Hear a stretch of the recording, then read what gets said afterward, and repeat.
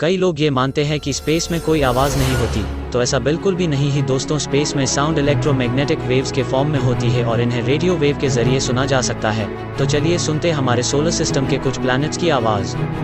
Number 1 sun.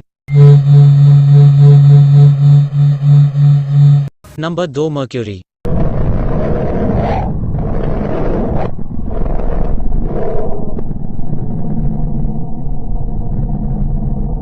Number 3 Venus.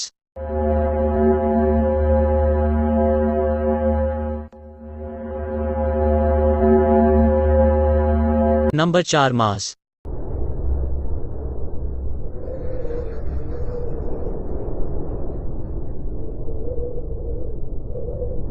Number 5 earth.